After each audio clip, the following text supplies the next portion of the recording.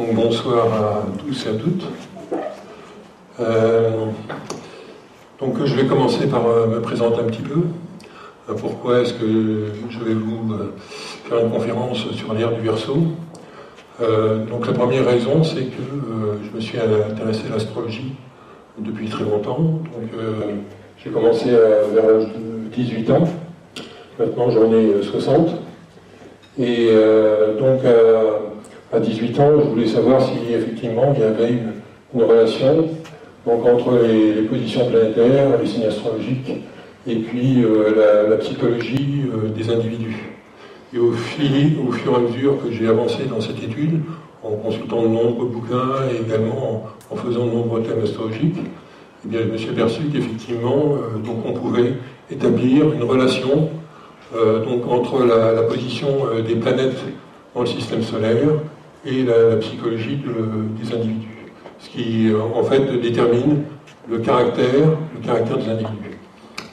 Alors, donc, j'étais un peu plus loin, et donc, vers l'année 1983, comme j'avais une formation en électronique, j'ai développé des programmes informatiques pour faire donc, des calculs astronomiques, et également faire les premiers thèmes astrologiques tels qu'on les connaît actuellement. Donc ça m'a permis en fait, de faire des calculs très rapidement. Avant ça prenait 1 heure ou 2, et là avec l'informatique, au bout de 2 minutes, on avait le résultat. Alors ici, par rapport à l'ère du Verseau, donc on va s'intéresser à quelque chose qui est beaucoup plus étendu que la psychologie même des individus, mais je dirais que ça va avoir une influence sur l'ensemble donc, des êtres humains donc, qui existent sur cette planète. Donc je vais vous montrer comment est-ce que ça s'articule et comment est-ce qu'on peut comprendre donc, les évolutions des civilisations donc, au travers de ces ères. Donc là on parle de l'ère du Verseau, mais on a traversé pendant 2000 ans, un peu plus de 2000 ans, donc l'ère des poissons. Alors, là je vous représente ce qu'on appelle le zodiaque tropical. Pourquoi ça s'appelle le zodiaque tropical? Parce que c'est lié aux saisons. Donc lorsqu'on fait de l'astrologie, eh bien on tient compte de la position du soleil dans le zodiaque, mais donc en calant le soleil par rapport aux saisons. Par exemple, le 21 mars, donc c'est le début du printemps, et ça va être également le début de l'ère du Bélier. Donc je suis à peu près sûr qu'ici, vous connaissez tous votre signe astrologique. Donc si je demande qui est-ce qui est Bélier, qui est-ce qui est Verseau, donc chacun va pouvoir me le dire. Donc ça, je dirais que l'astrologie, au fil du temps, elle a été un peu dévoyée parce que, avec les journaux qui voulaient faire un peu d'argent, donc on a ce qu'on appelle les horoscopes que vous pouvez lire tous les jours, mais qui n'ont pas grand-chose à voir avec la véritable étude astrologique où on s'intéresse donc à la date de naissance, l'heure de naissance et au lieu de naissance. Donc il faut rentrer des paramètres très précis pour faire une étude également précise, autrement vous avez n'importe quoi.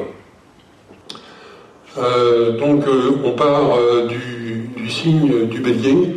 Donc là vous allez pouvoir visualiser ici le signe du Bélier.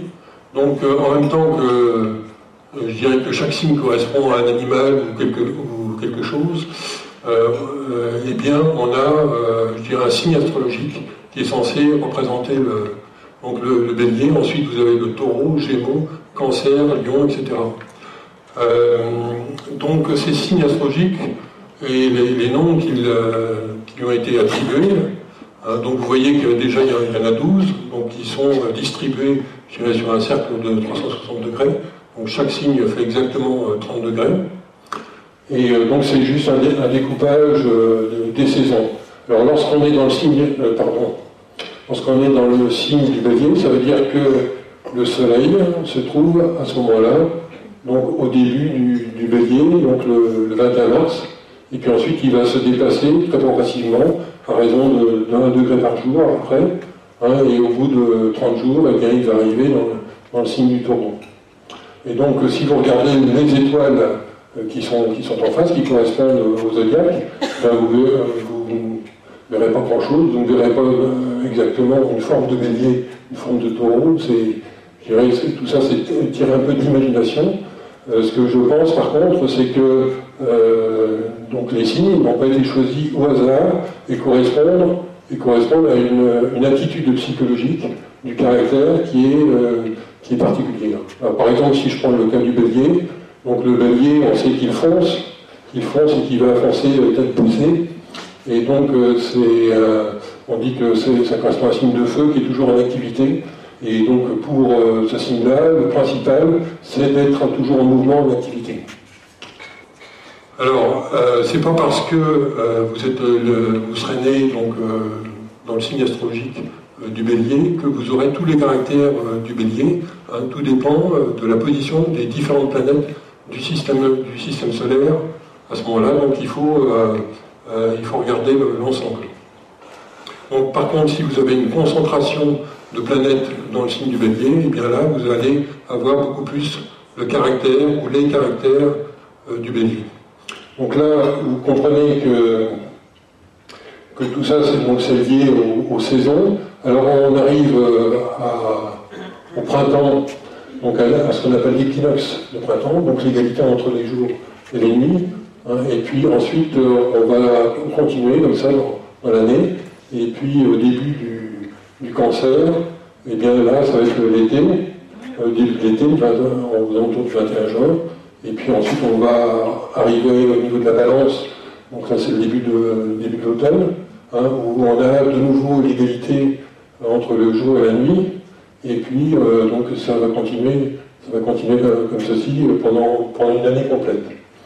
Alors, je dirais qu'il y a eu des reproches qui ont été faits à l'astrologie pour dire, ben non, ça ne marche pas parce que les étoiles ne sont plus comme elles étaient avant. Eh bien, en fait, c'est dû à un phénomène qu'on appelle la précession des équinoxes.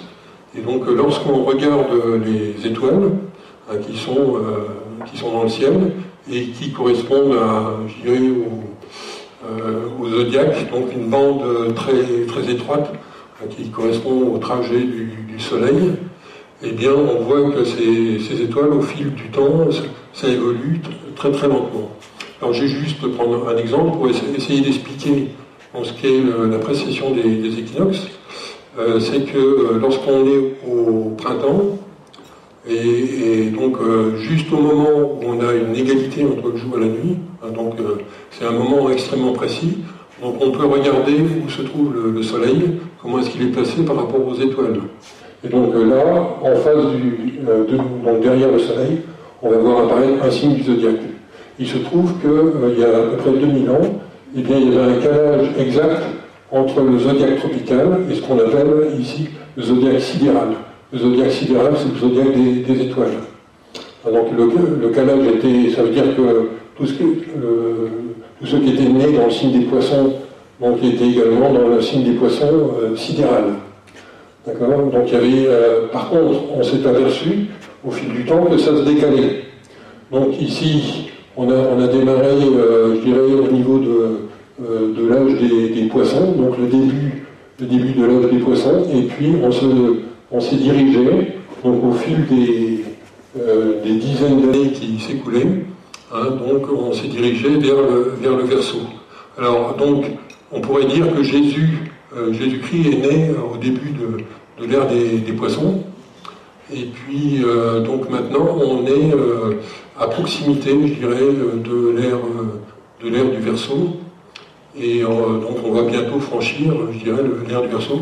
En théorie, c'est prévu pour l'année 2160. Alors, donc, la précession des équinoxes, c'est donc une variation, une rotation de l'axe de la Terre qui se fait en exactement 26 000 ans, quelques années près. Et si je divise les 26 000 ans par 12, donc j'obtiens donc 2160 ans par ère. Donc l'ère des poissons qu'on a traversée pendant 2160 ans, soit 2000 et quelques années, eh bien on va atteindre le point de jonction entre l'ère des poissons et l'ère du Verseau. Et ensuite, ça va continuer. Donc on va traverser cette ère du Verseau pendant 2160 ans avant d'arriver dans l'ère du Capricorne. Alors maintenant, je vais essayer de vous faire ressentir donc quelles sont les influences de ces différents signes. Et donc, je dirais que ça fait appel à une notion des connaissances concernant la géométrie sacrée. C'est-à-dire qu'à l'intérieur du zodiaque, on peut dessiner des triangles, des carrés, etc., des formes géométriques particulières, mais toujours des formes simples. Eh bien, il y a, je dirais, un triangle de feu, un triangle d'air, un triangle d'eau et un triangle de terre, qu'on peut dessiner. Et donc, chaque signe se trouve à 120 degrés de l'autre. Alors, le feu, l'air, l'eau et la terre, qu'est-ce que ça veut dire? En fait, ce sont des éléments, je dirais, simples de la nature. La terre, ça indique que c'est solide.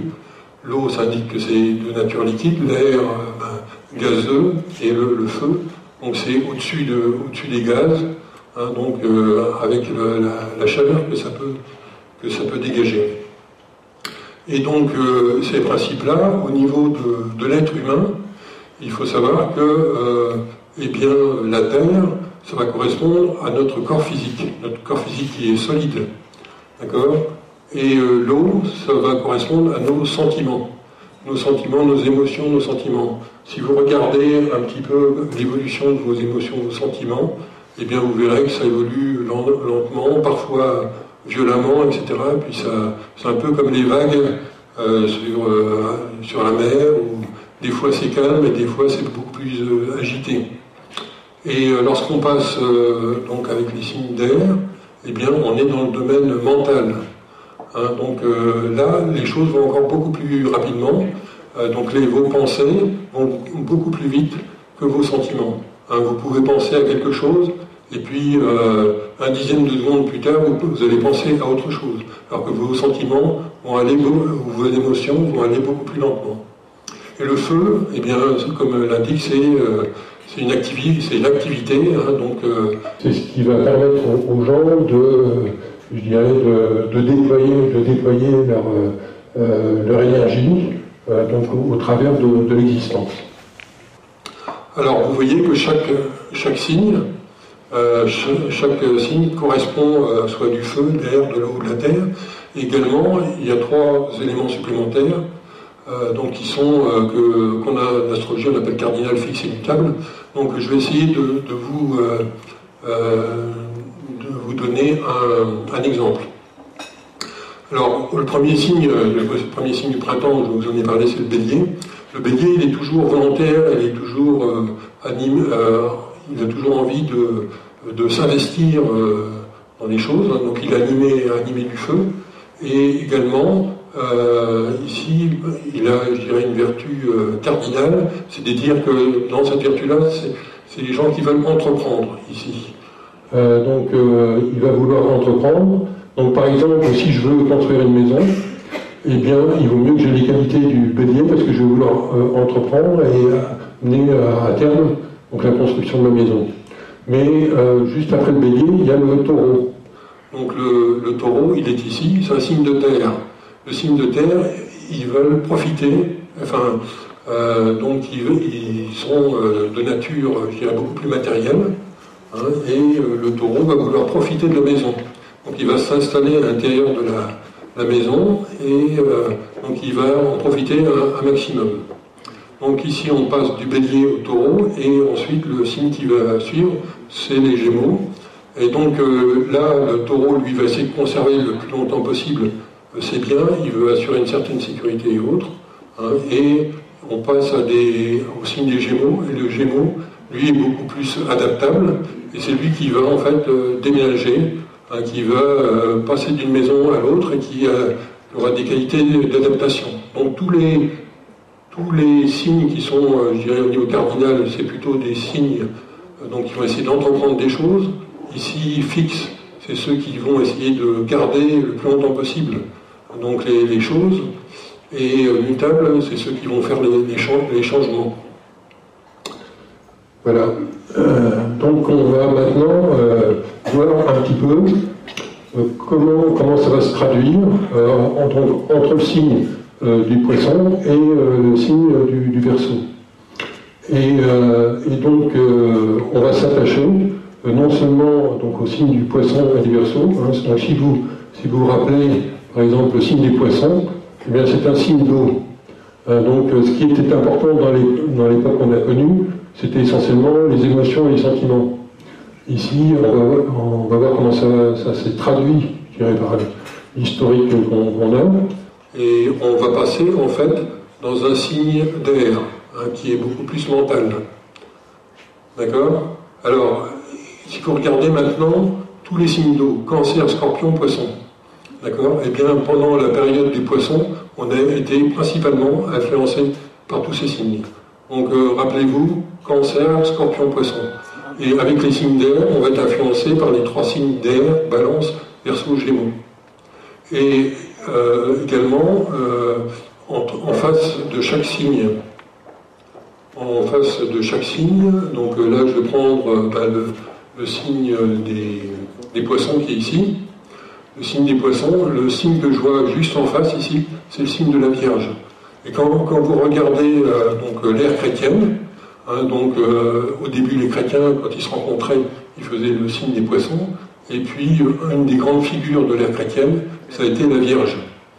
Et donc c'est pour rappeler, hein, d'ailleurs dans la Bible, on pourrait retrouver de nombreuses allusions, je dirais, donc à l'astrologie, par exemple, on a parlé beaucoup des pêcheurs d'hommes, etc. Et donc la Vierge, c'était une figure de la religion et aussi de l'astrologie par rapport à l'ère qu'on a traversée. Alors maintenant, si je prends le signe du Verseau qui est ici, le signe qui est juste en face, c'est le signe du Lion. Et donc on va voir également qu'on va subir une grosse influence des caractéristiques du Lion. Donc rappelez-vous, pour le Verseau, les signes d'air en général, plus le signe du Lion, et pour le Poisson, les signes d'eau, c'est-à-dire Cancer, Scorpion, et puis le signe de la Vierge. Alors, je dirais on peut comprendre, je dirais, les signes astrologiques. Si je prends, par exemple, on va commencer par les Poissons. Les Poissons, donc ici, on est ici. Ce qui est important pour les Poissons, c'est les sentiments que je vais éprouver avec les autres. D'accord? Et donc, il y a des mots-clés qui permettent de comprendre les Poissons. Donc, c'est qu'ils vont être animés d'une plus grande compassion, d'une plus grande sensibilité, et ils vont être attirés en général par la religion. Donc ça, c'est une des caractéristiques du Poisson. Et si je prends maintenant les autres signes d'eau, j'ai parlé du Cancer. Le Cancer, ce que je vais entreprendre pour le bien de mes proches. Ici, il y a une recherche de sécurité affective. Ce qui est important pour le Cancer, c'est la famille et les propriétés familiales. Voilà. Et le dernier signe d'eau, c'est le Scorpion. Les sentiments que je vais entretenir sur le long terme avec les personnes chères. Et donc là, ils vont s'intéresser à la vie, à la mort, à l'héritage, à la sexualité, au mystère, etc. Donc là, j'ai dressé un portrait de l'influence des Poissons. Il ne manque plus que l'influence de la Vierge. Les Vierges, ce que les problèmes matériels de la vie vont m'enseigner, ils vont me pousser à m'adapter. Donc ici, les Vierges vont être poussées par la réflexion, un sens critique, et donc ils vont être, je dirais, amenés à se poser des questions par rapport au travail, à la santé, aux problèmes quotidiens. Voilà. Alors, maintenant pour le Verseau, c'est les idées et l'intelligence que je vais pouvoir mettre au service des autres. Donc le Verseau, le premier objectif, c'est d'être au service des autres, l'altruisme, la révolution et les amis. Et si je prends les autres signes d'air, la Balance, ce que je vais entreprendre avec les autres, avec un accord sur les idées, communication, association, mariage, contrat, équilibre. le dernier, le signe donc, des Gémeaux, ce que je vais pouvoir échanger et communiquer en m'adaptant à mes proches. Donc une certaine curiosité, vivacité, frères, sœurs, amis, proches, parce qu'avec les frères, sœurs et amis proches, je vais pouvoir communiquer aussi beaucoup plus facilement. Et le signe donc, qui est juste en face du Verseau, donc c'est le lion, c'est l'énergie que je vais dépenser pour profiter de la vie et rayonner autour de moi, rayonner conscience de soi, confiance, loisir, enfant et sortie. Par exemple, ils vont s'intéresser à l'éducation des enfants. Alors maintenant, on va voir comment ça va se traduire, je dirais, au travers des différentes ères. Donc ici, vous avez une image de ce qui s'est passé donc, dans l'ère des poissons. Donc ils ont subi de l'esclavage, de l'asservissement sous différentes formes. Donc, et là, par exemple, les camps de concentration, là c'est une forme d'esclavage par rapport au travail, et donc le travail de l'esclavage. Et donc ça a été une particularité, je dirais, de l'ère des poissons. Alors, il y a d'autres formes d'esclavage, donc les esclavages de type religieux, également l'utilisation de la drogue, la prostitution, le fait qu'on n'ait pas le droit de communiquer. Donc tout ça, ça fait partie de ce qu'on a déjà connu. Alors l'ère du Verseau, en fait, on va basculer au niveau de la conscience de manière assez importante, et on a déjà commencé. Et donc, si vous regardez bien, vous allez pouvoir percevoir, ressentir les choses par rapport au Verseau. Et donc, ce qui est important pour un Verseau, et là c'est propre à l'influence du lion, c'est surtout les jeux et les loisirs. Jeux, loisirs et faire les choses par passion. Donc ça c'est très important pour le lion. Et le Verseau est extrêmement attaché à la liberté. La liberté, donc tout ce qui entrave la liberté, donc il va lutter contre ces entraves ou les interdictions. Donc ce qui fait que là, j'essaie d'exprimer au travers d'images ce que ça donne déjà dans certains cas. Alors je dirais qu'au niveau de l'humanité, tout le monde n'en est pas au même stade, mais on se dirige vers ça. Alors ici, donc toujours sur le thème de la liberté, jeu, loisir et passion, donc faire de la musique, faire du bateau, faire des balades, ici pour les personnes âgées, donc s'intéresser à différentes choses. Donc ça touche toutes les couches de la société, des plus petits aux plus grands.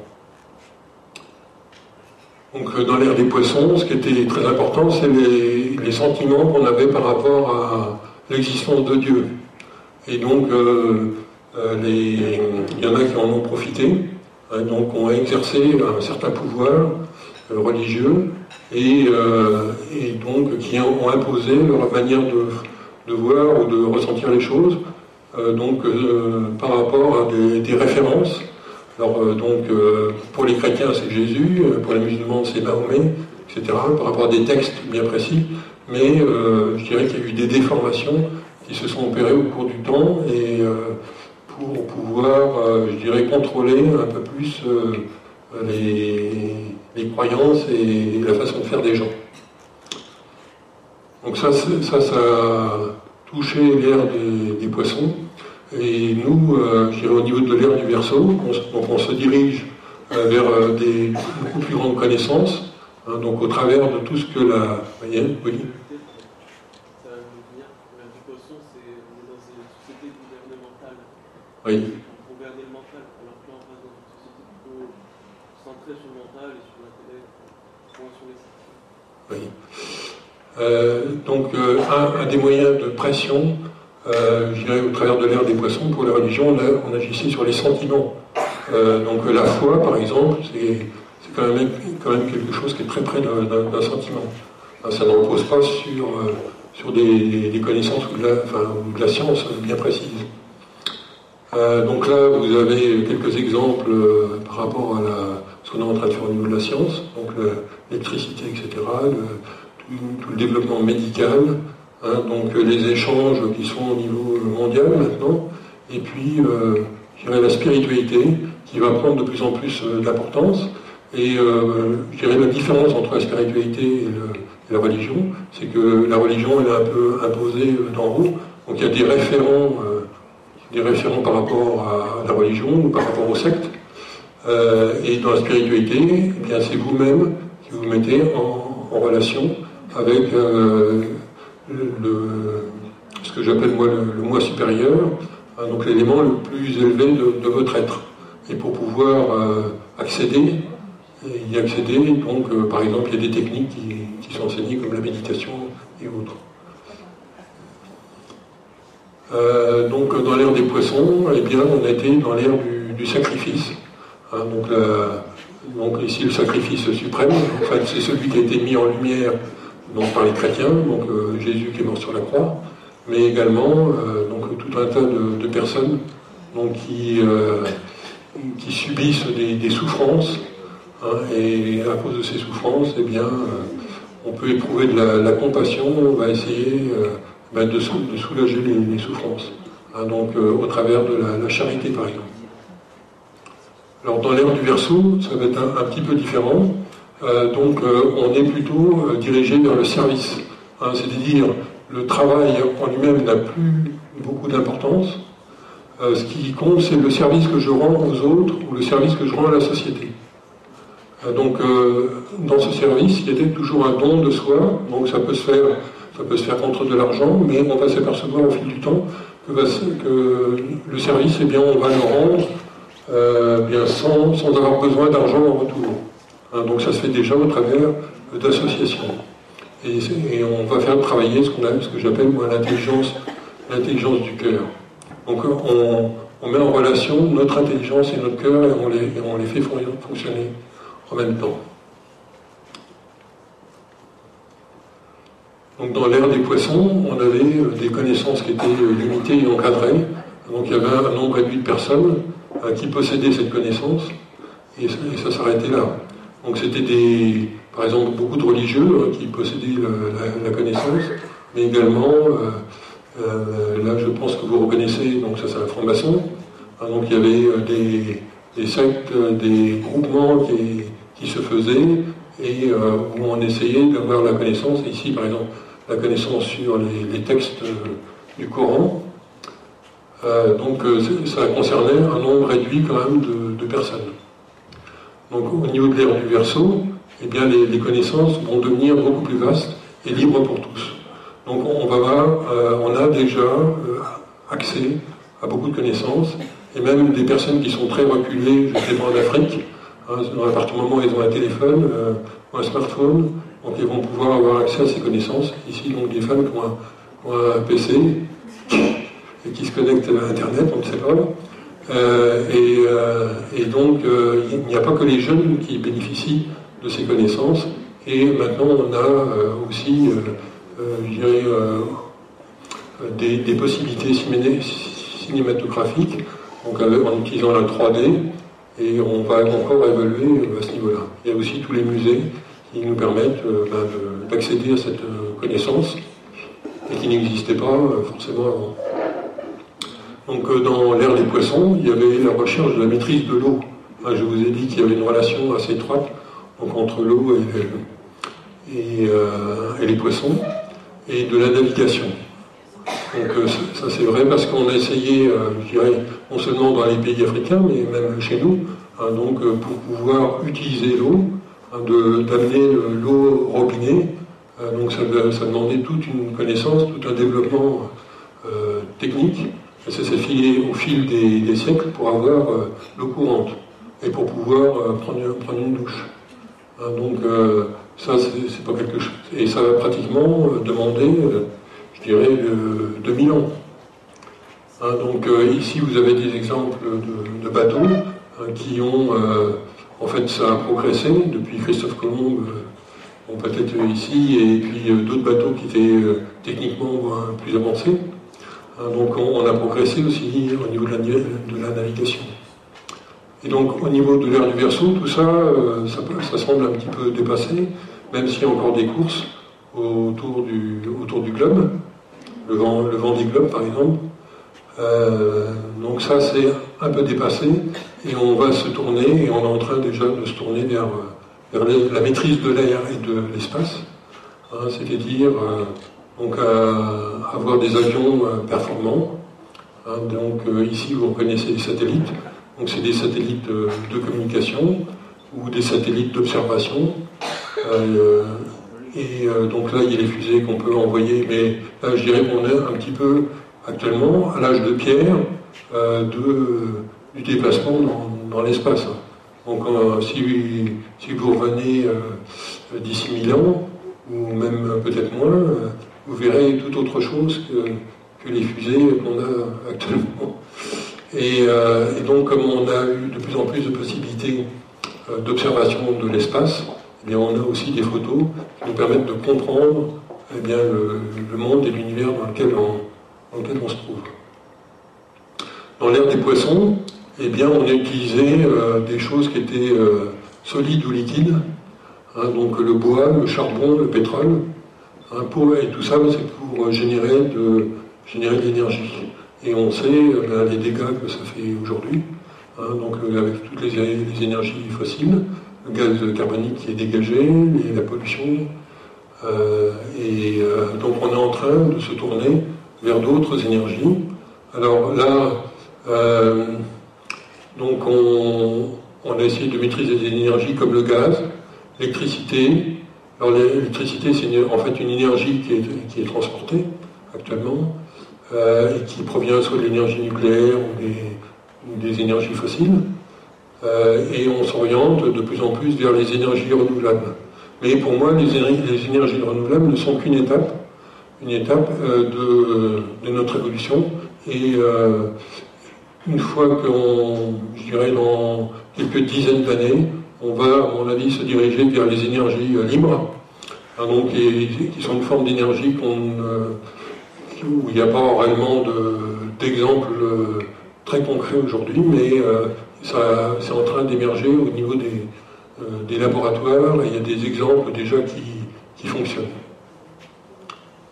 Donc l'énergie libre, ça va permettre de produire directement chez vous l'énergie dont vous avez besoin, l'énergie électrique par exemple. Hein, donc vous n'aurez pas besoin d'être accordé à un réseau EDF, etc., pour pouvoir utiliser cette énergie.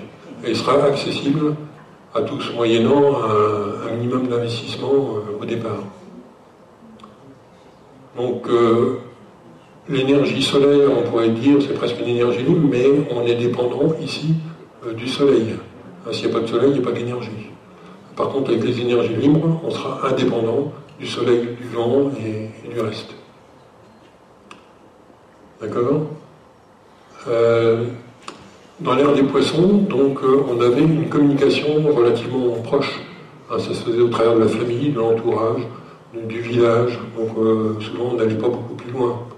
Donc il y a des gens qui ne seront pas forcément sortis de leur village pendant toute leur vie. Donc on se retrouve à l'église, au café, etc. Donc ici, avec l'ère du Verseau, eh bien, on est en plein dans la communication à distance, donc avec les nouveaux moyens comme le téléphone, maintenant on dirait smartphone, la radio, la télévision, Internet, etc. Donc là, vous voyez un petit peu les antennes qui sont tournées vers les satellites. Donc même, je pense que la télévision va être progressivement abandonnée. D'ailleurs, elle est progressivement abandonnée par les jeunes qui se tournent vers d'autres médias. Donc on est en plein dans cette révolution. Dans l'ère des poissons, donc il y avait des constructions relativement massives. Donc au Moyen-Âge, il y avait par exemple les châteaux. Et puis ça s'est un petit peu allégé au fil du temps.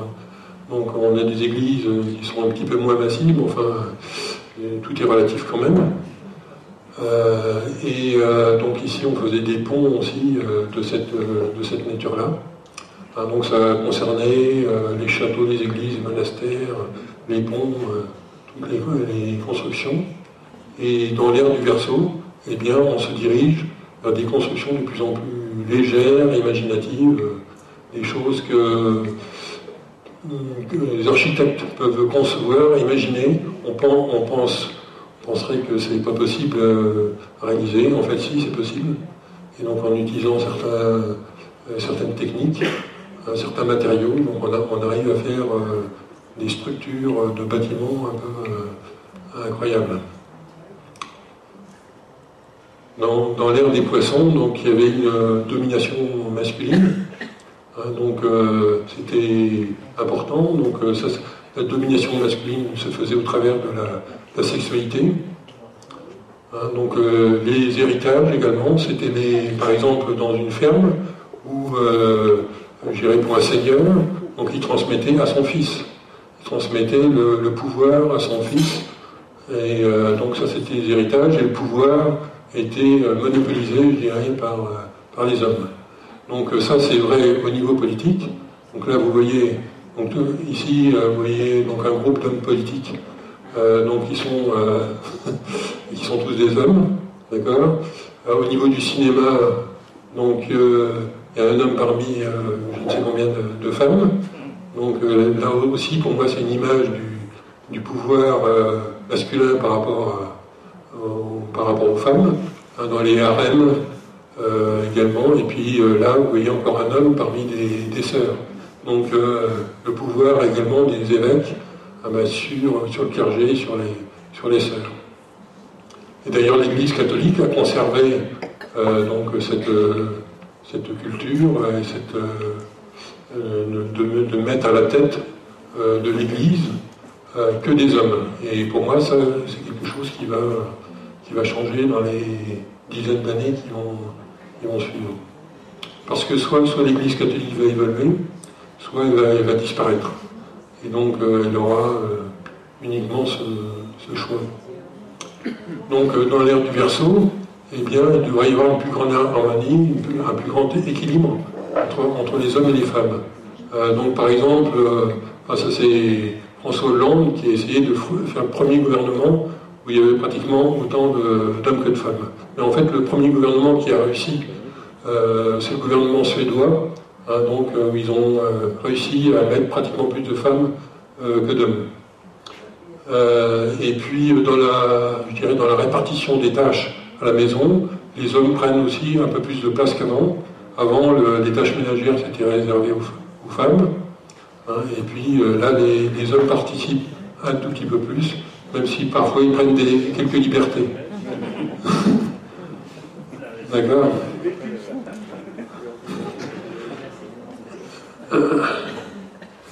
Alors dans l'ère des poissons, donc il y avait une concentration du pouvoir, de l'argent, de l'énergie, de l'information. Donc là vous avez donc un édifice pour la Banque européenne. Donc là, c'est un symbole de concentration. Non, ça c'est l'ONU, concentration du pouvoir. Là, c'est la Banque européenne. Ici, concentration au niveau de l'énergie au travers des centrales nucléaires ou les centrales thermiques. Donc l'énergie est produite à un endroit et ensuite distribuée partout. L'argent est produit à un endroit et ensuite distribué partout. Donc on retrouve les mêmes principes. Et au début de l'ère informatique, on avait aussi beaucoup de concentration d'équipements informatiques dans les mêmes pièces. Et maintenant, ça s'est démocratisé. Chacun peut avoir un PC. Mais il y a aussi des concentrations encore de serveurs et autres. Donc ça, c'est l'ère des poissons et l'ère du Verseau. Donc là, on va être dans une ère de partage et de décentralisation. Décentralisation du pouvoir, de l'argent, de l'énergie et de l'information. D'accord. Et alors, pour vous montrer un petit peu comment ça peut marcher, actuellement, je dirais, par exemple, avec la distribution d'électricité, donc il y a des centrales nucléaires ou des centrales thermiques qui distribuent l'électricité. Et bien, dans un avenir relativement proche, en quelques dizaines d'années, eh bien, il y aura des productions locales au niveau des maisons, et c'est les maisons qui vont distribuer sur le réseau, et et donc chacun va pouvoir partager sa propre énergie vers les autres. Et donc il y aura peut-être que les centrales, à terme, vont disparaître. Et là, donc, vous avez juste une représentation du fait qu'on est tous connectés au travers d'Internet. Hein, donc, alors là, je n'ai pas parlé de... Alors peut-être que certains d'entre vous connaissent ça, c'est ce qu'on appelle le Bitcoin. Donc c'est une autre forme de monnaie, donc une monnaie qui n'est pas contrôlée par les banques. Donc ça a été la première monnaie qui n'est pas contrôlée par les banques, et donc à chaque fois qu'il y a des transactions monétaires, on ne sait pas par où ça passe. Mais en fait, toutes les informations sont collectées sur les ordinateurs, et il y a une vérification des transactions qui se fait entre ordinateurs. Donc il y a peu de possibilités pour détourner le système, et là on a un système monétaire qui pourrait tourner sans les banques. Seulement, actuellement, il y a quelques soucis par rapport à ce système-là. C'est que, par exemple, ceux qui veulent faire des achats de drogue et autres peuvent utiliser le système des bitcoins et faire des transactions. Donc, je dirais, il n'y a aucun système pour l'instant qui est parfait. Mais on voit que ici, on arrive à une décentralisation de l'argent. Est-ce que c'est sur le Darknet? Hein? Sur le Darknet, ils utilisent beaucoup de Bitcoin. Oui, le Bitcoin est encore utilisé, et donc je dirais, si on regarde les valeurs du Bitcoin, ça n'a pas cessé de monter au fil des années. Voilà, et donc ça c'est la première partie de la présentation que je voulais vous faire. Et donc là vous voyez qu'il y a une main qui se trouve dans l'eau, hein, donc l'eau des poissons, et une autre main qui se trouve dans l'air, et donc la main qui est dans l'eau va passer le relais donc à la main qui est dans l'air. Et je dirais que c'est un peu le même processus que ce qui se passe lors de la naissance d'un enfant. Hein, donc toutes les personnes qui ont eu un enfant eh bien, savent que le bébé au départ est dans un milieu aquatique, est dans une poche d'eau, et ensuite lors de l'accouchement il va sortir, il va se retrouver dans l'air, et à ce moment-là il va avoir des nouveaux sens qui vont arriver, notamment le sens de la vision. Hein, donc lorsque le bébé est dans le sein de sa mère, donc il ne peut utiliser que certains sens comme l'audition, éventuellement le toucher, mais je dirais que le sens de la vision est pratiquement absent. Donc là, eh bien, lors du passage du témoin donc entre l'ère des poissons vers l'ère du Verseau, eh bien, donc on va voir on est dans une phase de transition où on a une forme d'accouchement qui est en train de se produire, et comme vous savez, il y a beaucoup d'accouchements qui sont difficiles, hein, donc il y a beaucoup de souffrances. Les souffrances ne durent pas une éternité, mais il faut passer ce cap-là pour arriver, je dirais, faire en sorte que le bébé soit à l'extérieur et qu'on puisse couper le cordon ombilical. Hein, pour l'instant, donc on est là, et on est dans cette phase de transition qui va s'ouvrir. Oui. Cette transition, c'est un peu ce qu'on appelle les 7 blessures de l'âme. La blessure de l'abandon, du rejet, de l'humiliation, de la trahison. Et par rapport au l'abandon médical, c'est plutôt la blessure de l'abandon. On n'a pas encore coupé spirituellement le cordon avec notre mère. Non. Oui. Donc effectivement, pour revenir donc, à ce qui a été dit, je dirais qu'on a des émotions actuellement qu'il faut pouvoir gérer. Il y a beaucoup de choses qui se passent à l'intérieur de nous qui sont particulièrement difficiles. Vous pouvez avoir des douleurs physiques, des douleurs émotionnelles, et donc on doit gérer tout ça actuellement.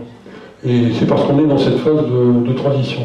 Mais donc il y a une souffrance, je dirais, un petit peu générale au niveau de l'humanité, des souffrances individuelles, et il faut essayer de passer le mieux possible avec le minimum de souffrance de l'étape où on était ici, dans l'ère des poissons, à l'étape du Verseau, où là on va sentir véritablement un sentiment de liberté, hein, tel qu'on ne l'a jamais connu avant.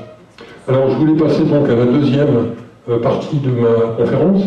Hein, donc, pour pouvoir assurer cette transition, eh bien, la nature a prévu, à mon sens, quelque chose. Bon, ça va peut-être être un peu nouveau pour vous. Donc, il y a ce qu'on appelle une planète qui se déplace dans le système solaire, que certains appellent Nibiru, et qui va faciliter, je dirais, cet accouchement qu'on est en train de faire. Et je vais vous montrer un petit peu comment les choses vont arriver et progresser et à quelle date.